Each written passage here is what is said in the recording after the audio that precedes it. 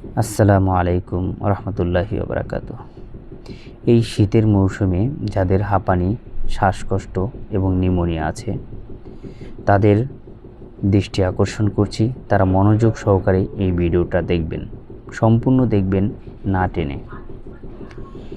আপনারা এই ঠান্ডার মৌসুমে যথাসম্ভব যতটুক আপনার সেফ রাখা দরকার ততটুক সেফ রাখবেন এবং কেউ এমন ধরনের পোশাক পরবেন না যেই পোশাক পরলে আপনার ঘাম হতে পারে।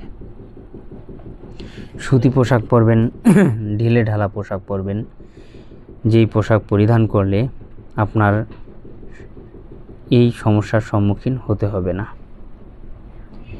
এবং খাবার সর্বদা গরম খাবার খাওয়ার জন্য চেষ্টা করবেন, যাতে গরম খাদ্য খান। সর্বদা গরম পানি ব্যবহার করবেন, গোসলের সময়ও গরম পানি ব্যবহার করবেন, ঠান্ডা পানি ব্যবহার করবেন না।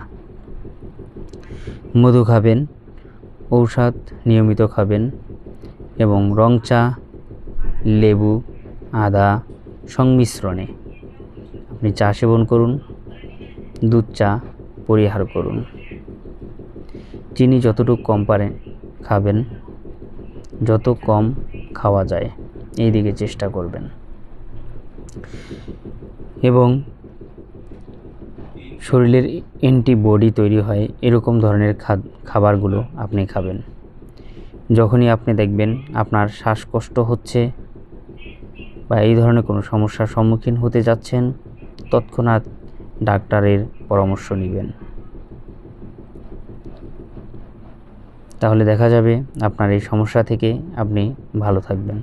আর যদি দেখেন যে রাত্রে আপনার দম নিতে বা দম ছাড়তে কষ্ট হয়, তখন আপনি সামান্য পরিমাণের মাথায় তেল অথবা পানি দিবেন। হালকা পানি হাতে নিয়ে আপনার মাথার উপর দিবেন, দেওয়ার পর উজু করবেন, আপনি ঘুমাতে যাবেন। আশা করি আপনার এই সমস্যাটা সম্মুখীন হবেন না, নিঃশ্বাস ঠিক মতো নিতে পারবেন, সমস্যা হবে না। এবং ওষুধ সেবন ঠিক মতো করবেন, তাহলেও সমস্যা হবে না।